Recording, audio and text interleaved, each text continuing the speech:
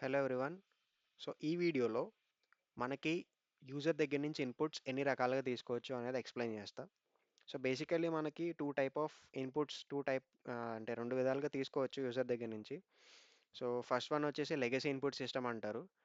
అంటే like డబ్ల్యూఎస్డి keywords use చేసి తీసుకోవచ్చు, లేకపోతే మనం కస్టమైజ్డ్ ఏదైనా లైక్ స్పెసిఫిక్ కీవర్డ్స్ యూజ్ చేయొచ్చు. అప్ యారో యూస్ చేస్తే ముందుకెళ్తాడు, డౌన్ యారో యూస్ చేస్తే వెనక్కి వస్తాడు. ఇవన్నీ కూడా ప్రీ డిఫైన్డ్ ఇన్పుట్స్. ఓకే, దాన్ని లెగసీ ఇన్పుట్ సిస్టమ్ అంటారు. చాలా సంవత్సరాల నుంచి యూస్ చేస్తున్న గేమింగ్ ఇన్పుట్ సిస్టమ్స్ అవి. సో యూనిటీ వాడు ఏం చేశాడంటే రీసెంట్గా న్యూ ఇన్పుట్ సిస్టమ్ అని ఒక కొత్త ఇన్పుట్ సిస్టమ్ తీసుకొచ్చాడు. ప్రాబ్లీ ఇప్పుడు గేమ్స్ అన్ని కూడా దానిలోకి అప్డేట్ అవుతున్నాయి, న్యూ ఇన్పుట్ సిస్టంలోకి. న్యూ ఇన్పుట్ సిస్టంలో ఉన్న యూజ్ ఏంటంటే మనం ఏ కీవర్డ్ అని యూజ్ చేయొచ్చు. లైక్ నాకు ఇది ప్రెస్ చేస్తే ముందుకెళ్ళాలి, ఇది ప్రెస్ చేస్తే బ్యాక్ రావాలని మనం ప్రీడిఫైన్డ్గా మనం డిక్లేర్ చేయొచ్చు అనమాట. ఓకే, అది అసలు ఎలా క్రియేట్ చేయాలన్నది ఈ వీడియోలో చూద్దాం. ఓకే, సో ఫస్ట్ అయితే మీరు ఏం చేస్తారంటే అసెట్స్లోకి వెళ్ళి ఒక ఫోల్డర్ క్రియేట్ చేసుకోండి. ఇక్కడ రైట్ క్లిక్ చేస్తే ప్రాజెక్ట్ విండోలో రైట్ క్లిక్ చేస్తే మీకు ఇలా ఆప్షన్స్ కనబడతాయి. ఇక్కడ మీరు క్రియేట్ మీద క్లిక్ చేయగానే ఆటోమేటిక్ ఇక్కడ ఫోల్డర్ అని ఉంటుంది, ఫోల్డర్ మీద క్లిక్ చేయండి. అండ్ ఇక్కడ మన ఫోల్డర్ నేమ్ వచ్చి స్క్రిప్ట్స్. సో స్క్రిప్ట్స్కి ఒక సపరేట్ ఫోల్డర్ పెట్టుకొని అందులో మళ్ళీ ప్లేయర్కి సంబంధించిన స్క్రిప్ట్స్ అని ఒక సపరేట్ ఫోల్డర్, ఎనిమీస్కి సంబంధించి ఒక సపరేట్ ఫోల్డర్, అండ్ షూటింగ్కి సంబంధించి సపరేట్ ఫోల్డర్ పెట్టుకోవడం వల్ల మనకి ఫ్లెక్సిబిలిటీ అనేది ఉంటుంది. రేపొద్దున మనం స్పెసిఫిక్గా ఒక దాన్ని అప్డేట్ చేసుకుంటూ వెళ్ళడానికి మనకు ఒక స్కోప్ ఉంటుంది, లైక్ స్కేలబిలిటీ అనేది బాగుంటుంది. ఓకే, నెక్స్ట్ స్క్రిప్ట్స్లోకి ఓపెన్ చేసి మనం మళ్ళీ ఇంకో ఫోల్డర్ క్రియేట్ చేద్దాం. ఓకే, ఈ ఫోల్డర్ పేరు వచ్చి ప్లేయర్. ఓకే, ప్లేయర్ మీద మళ్ళీ డబుల్ క్లిక్ చేస్తే ఇక్కడ మనకి ప్లేయర్కి సంబంధించిన మూమెంట్కి కోడ్ కానీ లేకపోతే యాక్షన్కి సంబంధించిన కోడ్ కానీ మొత్తం అన్నీ కూడా ఇందులో రాద్దాం. ఓకే, బేసికల్లీ మనం కోడింగ్కి యూజ్ చేసే ప్రతిదీ కూడా మనం స్క్రిప్ట్ అంటాం. When it comes to Unity or Unreal whatever it is. గేమింగ్కి ఏదైనా మనం కోడ్ రాసి ఒక ఫైల్లో పెడితే దాన్ని మనం ఎస్పెషల్లీ మన స్క్రిప్ట్ అంటాం. ఈ స్క్రిప్ట్ అనేది ఎలా వర్క్ అవుద్ది, దీన్ని ఎక్కడ ఇన్సర్ట్ చేస్తే వర్క్ అవుతుంది అనేది మొత్తం డీటెయిల్గా చూద్దాం. ఫస్ట్ అయితే మనం ఒక ఇన్పుట్ సిస్టమ్ క్రియేట్ చేద్దాం. ఓకే, ఇక్కడ మీకు క్రియేట్ మీద క్లిక్ చేస్తే ఇక్కడ మీకు ఈ ఆప్షన్స్లో ఇన్పుట్ సిస్టమ్ ఎక్కడ కనబడట్లేదు కదా. సో ఇన్పుట్ సిస్టమ్ కనబడాలంటే ఫస్ట్ మనం ఏం చేయాలంటే విండో మీద క్లిక్ చేసి ఇక్కడ ప్యాకేజ్ మేనేజర్ మీద క్లిక్ చేయండి. ఓకే, ప్యాకేజ్ మేనేజర్ మీద క్లిక్ చేసిన తర్వాత ఇక్కడ ప్యాకేజ్ మీద క్లిక్ చేసి యూనిటీ రిజిస్ట్రీ మీద క్లిక్ చేయండి. అప్పుడు యూనిటీ రిజిస్ట్రీలో ఉన్న మొత్తం ప్యాకేజెస్ అన్నీ మీకు డిస్ప్లే అవుతాయి. ఓకే, ఇప్పుడు ఇందులో మనం క్లిక్ చేయాల్సింది ఏంటంటే ఇన్పుట్ సిస్టమ్. ఇన్పుట్ సిస్టమ్ అని క్లిక్ చేసి ఇన్స్టాల్ మీద క్లిక్ చేయండి. ఇది ఇంకా బీటా వర్షన్లోనే ఉంది, అప్డేట్ అవుతుంది మెల్లిమెల్లిగా. సో అందుకని చెప్పి దీన్ని డిఫాల్ట్ చేయలేదు ఇంకా. డిఫాల్ట్ చేయకపోవడానికి రీజన్ అది, ఇంకా అప్డేట్ అవుతుంది, ఇది ఇంకా చాలా లైక్ కొంచెం టైం పడుతుంది.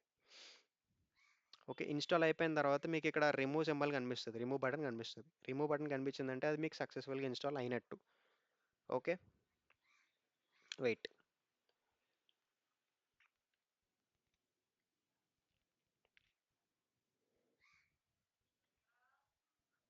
మీరు ఏ ప్యాకేజ్ ఇన్స్టాల్ చేసినా అన్ఇన్స్టాల్ చేసినా మొత్తం అంతా కూడా ఒకసారి కంపైల్ అవుతుంది, స్క్రిప్ట్స్ అన్నీ కూడా. అదైతే మ్యాండేటరీ.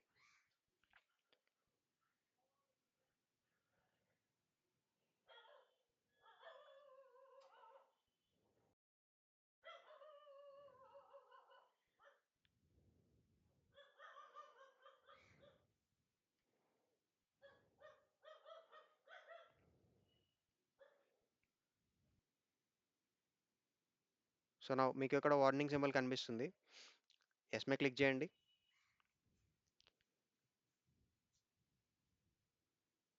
ఎస్ మీద క్లిక్ చేయగానే అదే దాని అర్థం ఏంటంటే మొత్తం ఒకసారి రీస్టార్ట్ చేసుకుంటుంది అని అడుగుతుంది. కాబట్టి ఆల్రెడీ మీరు ఇక్కడ ఇవన్నీ పెట్టారు కాబట్టి సేమే క్లిక్ చేయండి, లేకపోతే మొత్తం మళ్ళీ ఫ్రమ్ స్క్రాచ్ నుంచి వస్తుంది మొత్తం 3D అసెట్ అంతా కూడా. ఇది పెట్టిన తర్వాత ఆటోమేటిక్గా అదే ఓపెన్ అవుద్ది, కొత్త ప్రాజెక్ట్ అనేది మనం చేసిన ప్రాజెక్ట్ మళ్ళీ ఒకసారి అదే ఓపెన్ అవుతుంది బై డిఫాల్ట్గా.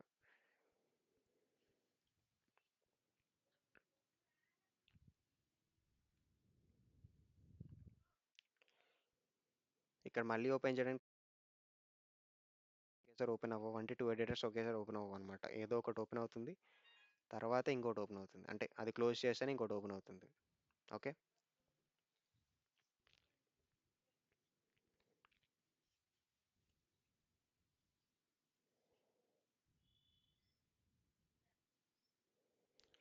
All right. ఇప్పుడు మనకి న్యూ ఇన్పుట్ సిస్టమ్ ఇన్స్టాల్ అయింది. కాబట్టి ఇప్పుడు మనం ప్లేయర్ దగ్గరికి వెళ్ళి సేమ్ క్రియేట్ మీద క్లిక్ చేస్తే ఇక్కడ మీకు డౌన్ యారో కనిపిస్తుంది, దాని మీద క్లిక్ చేయండి, మళ్ళీ క్లిక్ చేయండి. అలా మీరు క్లిక్ చేసుకుంటూ వెళ్తే మీకు ఇక్కడ ఇన్పుట్ యాక్షన్స్ అని కనిపిస్తుంది ఒక బటన్, దాని మీద క్లిక్ చేయండి. ఇన్పుట్ యాక్షన్స్ మీద క్లిక్ చేయగానే ఇక్కడ ఒక ఇన్పుట్ యాక్షన్ క్రియేట్ అవుతుంది. సింపుల్గా మీరు అక్కడ ప్లేయర్ కంట్రోల్స్ అన్ని, లైక్ నేనైతే ప్లేయర్ కంట్రోల్స్ అని ఇస్తున్నా, మీరు ఏదైనా ఇవ్వచ్చు, వాట్ ఎవర్ ఇట్ ఈస్. దీని మీద డబుల్ క్లిక్ చేయండి. డబల్ క్లిక్ చేసిన తర్వాత ఇక్కడ మనకి యాక్షన్ మ్యాప్స్ ఉంది, యాక్షన్స్ ఉన్నాయి అండ్ యాక్షన్ ప్రాపర్టీస్ ఉన్నాయి. నెక్స్ట్ యాక్షన్ మ్యాప్ మీద క్లిక్ చేసి ఇక్కడ ఒక నేమ్ ఇవ్వండి యాక్షన్ మ్యాప్కి. లెట్స్ ఏ మనం మూమెంట్స్ ప్లేయర్ మూమెంట్స్ అని ఒక యాక్షన్ మ్యాప్ ఇస్తున్నా. అండ్ దానికి సంబంధించిన ఇక్కడ ఒక న్యూ యాక్షన్ ఇవ్వాలి. ఈ యాక్షన్ని మనం సింపుల్గా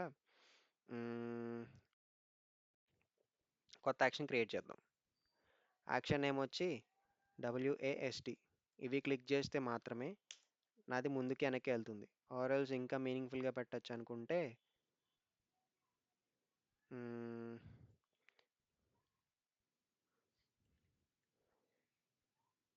మూమెంట్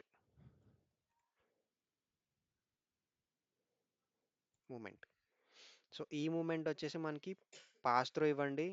అండ్ కంట్రోల్ టైప్ వచ్చి వెక్టర్ 2. ఈ రెండు మాత్రం మ్యాండేటరీ. ఓకే. నెక్స్ట్ దీన్ని ఎక్స్పాండ్ చేస్తే ఇక్కడ మనకి బైండింగ్స్ ఉంటాయి. ఈ బైండింగ్ డిలీట్ చేయండి, ఎగ్జిస్టింగ్ బైండింగ్. సో ఇప్పుడు దీని మీద క్లిక్ చేసి దీని మీద ఈ సింబల్ క్లిక్ చేస్తే, ప్లస్ సింబల్ క్లిక్ చేస్తే ఇక్కడ మనకి add binding, add up, down, left, right, composite ఇలా కనిపిస్తాయి. దీని సెకండ్ ఆప్షన్ మీద క్లిక్ చేయండి, add up, down, left, right, composite. దీని మీద క్లిక్ చేసిన తర్వాత ఇక్కడ మనకి ఇక్కడ క్లిక్ చేసి WASD, అంటే ఇది ఓన్లీ WASD క్లిక్ చేస్తే మాత్రమే మూమెంట్ అనేది పర్ఫామ్ అవుతుంది. ఇంకేం క్లిక్ చేసినా కూడా మూమెంట్ బ్లాక్ అవుతుంది. ఓకే. అప్ అప్ అంటే లైక్ ముందుకు వెళ్ళాలంటే ఏ బటన్ క్లిక్ చేయాలి, క్లిక్ చేయాలి. మీద క్లిక్ చేస్తే కీబోర్డ్ ఉంది, ఇది ఇది సెలెక్ట్ చేయండి.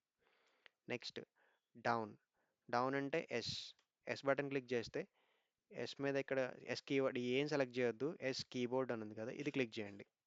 నెక్స్ట్ లెఫ్ట్ అంటే ఏంటి, ఏ కదా, ఏ బటన్ మీద క్లిక్ చేస్తే ఏకి సంబంధించిన బటన్స్ అన్ని ఇక్కడ కనిపిస్తాయి, ఏ కీబోర్డ్ క్లిక్ చేయండి. నెక్స్ట్ రైట్ మీద క్లిక్ చేస్తే డి డీకి సంబంధించిన కీవర్డ్స్ అన్ని ఇక్కడ కనబడతాయి. సో 4 సెట్ అయిపోయింది. ఇప్పుడు మనం ఏం చేయొచ్చు, సేవ్ ఏ సెట్ మీద క్లిక్ చేయండి. క్లిక్ చేసిన తర్వాత క్లోజ్ చేయండి. అప్పుడు ఇన్పుట్ యాక్షన్స్కి సంబంధించిన మొత్తం అంతా కంట్రోల్స్ అన్నీ ఇక్కడ ఉంటాయి. నెక్స్ట్ మీరు చేయాల్సిందల్లా ఏంటంటే ఇక్కడ మీకు ఇన్స్పెక్టర్ విండోలో జనరేట్ సి షార్ప్ క్లాస్ అని కనిపిస్తుంది. దీని మీద క్లిక్ చేస్తే మాత్రమే మీకు ఇది కనిపిస్తుంది. దీని మీద క్లిక్ చేయండి. క్లిక్ చేసి అప్లై చేయగానే స్క్రిప్ట్ జనరేట్ అవుతుంది. మనం ఇప్పటివరకు ఇచ్చిన కంట్రోల్స్ బట్టి ఒక స్క్రిప్ట్ జనరేట్ అవుతుంది. ఓకే. సో ఇక్కడతో మీకు ఇన్పుట్ సిస్టమ్స్ ఎన్ని రకాలు ఉంటాయి అండ్ కొత్త ఇన్పుట్ సిస్టమ్ అంటే న్యూ ఇన్పుట్ సిస్టమ్ ఎట్లా డిజైన్ చేయాలి, కంట్రోల్స్ ఎలా చేయాలని తెలిసింది కదా. సో నెక్స్ట్ వీడియోలో దాన్ని కోడ్ ఎలా రాయాలి అండ్ కోడ్ని ఎక్కడ అటాచ్ చేయాలి, దేనికి అటాచ్ చేయాలి మొత్తాన్ని క్లియర్గా చెప్తాం. ఓకే.